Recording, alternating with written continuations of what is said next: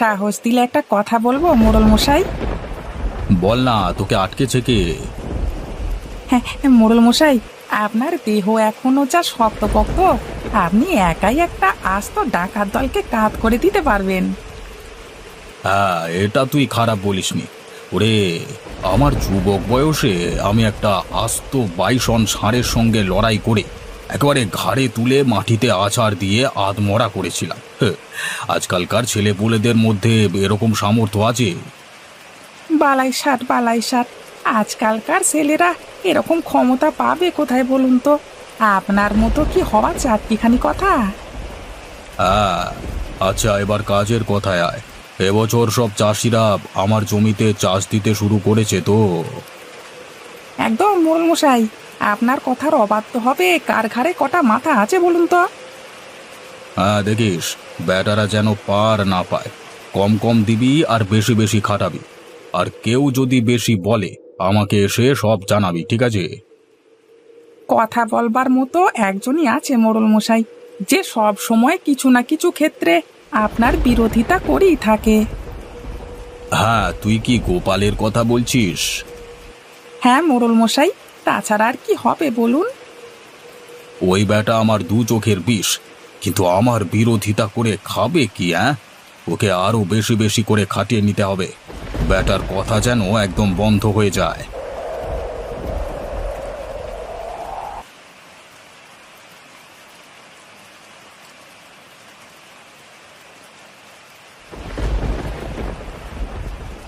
গিন্নি, ও গিন্নি, তোমার রান্না কি হলো গিন্নি? আমি মাঠ থেকে এসেছি, বেরিয়ে এসো। এ কি গো, তুমি তো একদম ভিজে গেছো। কি আর করব বলো গিন্নি, কষ্ট করলে তবেই তো কেষ্ট মিলবে।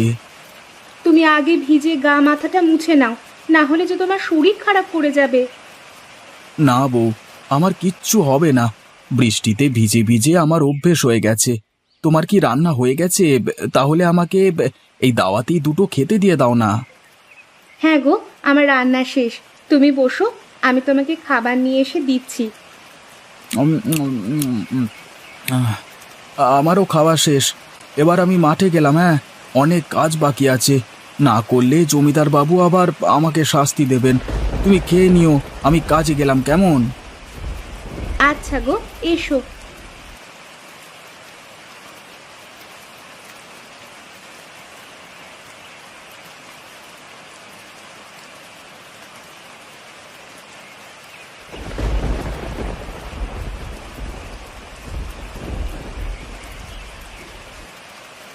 এই যে মহাশয়, সকাল থেকে যে শুয়ে বসেই দিন কাটাচ্ছেন, এখন কি দয়া করে একটু ওঠা যাবে? আরে গিন্নি, আরে সকাল সকাল আমাকে বিরক্ত করো না তো। আমাকে একটু ঘুমোতে দাও না। বলি চোখটা খুলে দেখুন, সকাল না রাত হয়ে গেছে। তাই বলছি, কেমন যেন খিদে খিদে পাচ্ছে একটু। আরে, নাকে কি যেন একটা সুবাস আসছে। হ্যাঁ হ্যাঁ। হ্যাঁ, আজকে আমি হাঁসের মাংস রান্না করেছি। চলুন, যদি আপনার ঘুম শেষ হয়ে থাকে তাহলে উঠে খাবেন, চলুন। ইয়ে মানে, সেটা তো আগে বলবি, তাহলে আমি কখন থেকে উঠে বসে থাকতাম। হ্যাঁ জানি তো, জীবনে তো ওইটাই শিখেছো, শুধু খাওয়া আর ঘুম। না, এটা তুমি ভুল বললে। তার সাথে জমিদার মশাইয়ের কত কাজ করে দিই বলো তো। তার পেছনে কে কলকাঠি নাড়ছে সেটা যদি আমি না বলি, তাহলে মোড়ল মশাই কি জানতে পারতো? তা ঠিক বলেছো। তা হ্যাঁ গো, মোড়ল মশাইকে কি একটু হাঁসের মাংস দিয়ে আসবে নাকি? হ্যাঁ, কথাটা মন্দ বলনি। এই মাংস দিলে মোড়ল মশাই খুশি হয়ে যদি কিছু মাল করি ছাড়েন, তাহলে তো আমারই লাভ হবে, তাই না? তুমি একটা টিফিন কৌটোয় কিছুটা মাংস ভরে দাও, আমি বরং দিয়ে আসি। হ্যাঁ।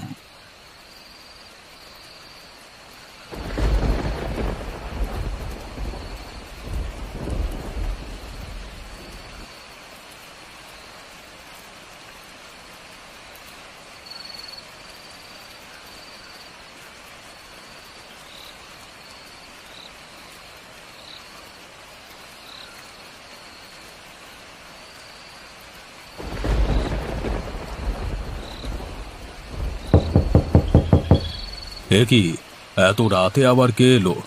এত রাতে আমার সঙ্গে কার দরকার থাকতে পারে? বাবু এ চোর ডাকাত নয় তো? মোড়ল মশাই, মোড়ল মশাই, দরজাটা খুলুন। আরে এই যে নগেনের গলা, ও এত রাতে এসেছে মানে কিছু না কিছু খবর আছে। রামু, জলদি দরজাটা খোল।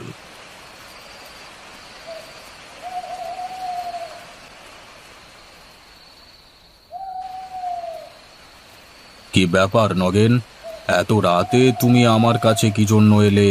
আর তোমার হাতে ওটা কি? এটার জন্যই আপনার কাছে এলাম মোড়ল মশাই। এর মধ্যে হাঁসের মাংস আছে। গিন্নি আজকে একটু নিজের হাতে তৈরি করেছে কিনা, আপনাকে না দিয়ে তো মানে ভালো মন্দ খাওয়া যায় না, তাই আর কি। আরে আরে ভালো করেছো, ভালো করেছো। এই বৃষ্টি রাতে হাঁসের মাংস দিয়ে জমিয়ে ভাত খাওয়া যাবে, এই জন্যই তোমাকে আমি এত ভালোবাসি নগেন। সবই আপনার দয়া আর আমার ভাগ্য মোড়ল মশাই। আপনি খান মোড়ল মশাই, আমি বরং বাড়ি যাই। ওদিকে গিন্নি আবার আমার জন্য অপেক্ষা করে বসে আছে। হ্যাঁ হ্যাঁ, যাবে বই কি। তা এত রাতে যখন আমার কাছে এলে, তখন কিছু হাত খরচ তো তোমাকে দেওয়া দরকার। রামু, ঘর থেকে 5 টাকা নিয়ে এসে নগেনের হাতে দে তো। ঠিক আছে মোড়ল মশাই, আমি তাহলে এখন এলাম কেমন? হ্যাঁ হ্যাঁ, এসো বাবা এসো। এরকম ভালো মন্দ হলে বা আমাকে কিছুটা মানে বুঝতে পারছো তো? হ্যাঁ মোড়ল মশাই, আপনি হলেন গিয়ে আমাদের দেবতা। আপনাকে না দিয়ে কি আমরা কিছু খেতে পারি বলুন? ঠিক আছে মোড়ল মশাই, আমি এলাম তবে।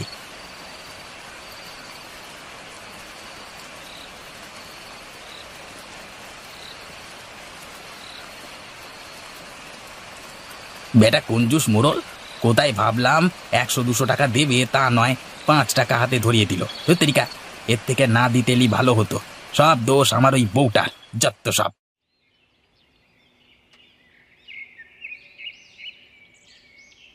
গিন্নি, এখন যদি আমি কাজে না যাই তাহলে তো মোড়ল মশাই আমাকে আস্ত রাখবে না, টাকা পয়সাও আমাকে দেবে না।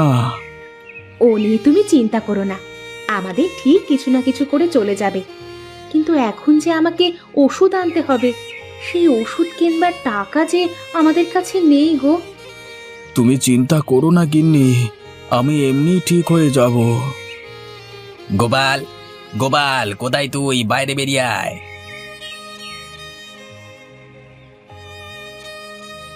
এই যে গোপালের বউ, আমাকে মোড়ল মশাই পাঠালেন। তা গোপাল আজকে কাজে যায়নি কেন? নগেন দাদা, ওর খুব জ্বর, আজকে সকাল থেকে বিছানা ছেড়ে উঠতে পারেনি। কি করে কাজে যাবে বলো? সেসব তো আমাকে বলে লাভ নেই। মোড়ল মশাই এই মুহূর্তে গোপালকে দেখা করতে বলেছে। ঠিক আছে দাদা, চলো, আমি না হয় মোড়ল মশাইয়ের সাথে কথা বলে আসছি।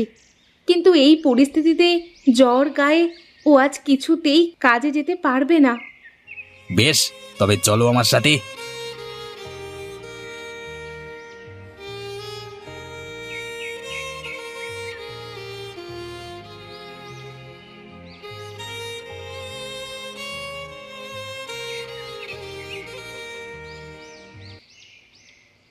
এই যে মোড়ল মশাই, গোপালের স্ত্রীকে একেবারে পাকড়াও করে আপনার কাছে নিয়ে এসেছি।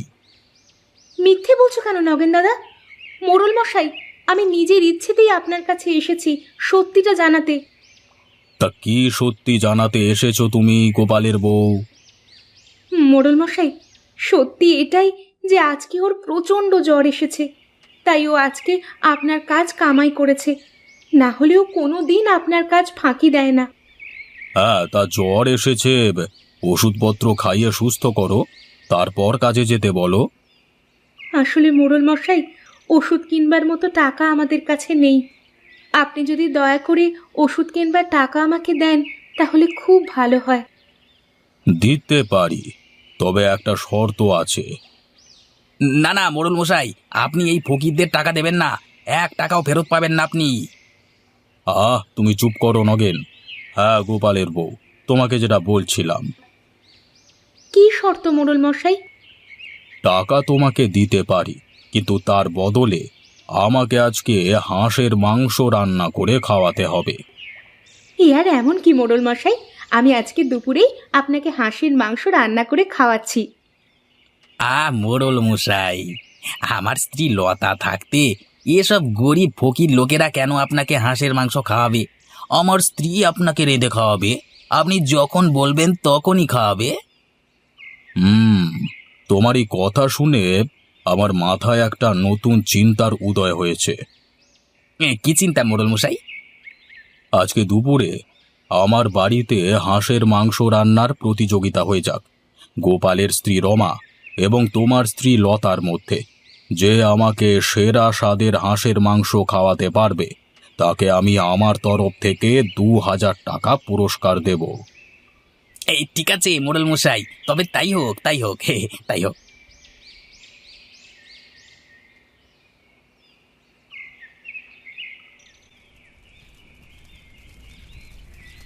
শোনো মায়েরা, তোমাদের হাতে আর মাত্র আধ ঘন্টা সময় আছে।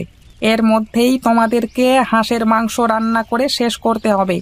তারপর মোড়ল মশাই খেয়ে বলবেন কার হাঁসের মাংস রান্না সেরা স্বাদের হয়েছে।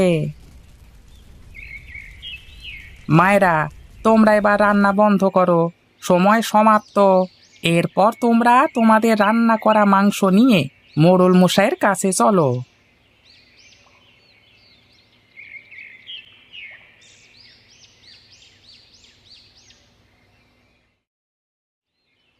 বাহ বাহ বাহ বাহ বাহ!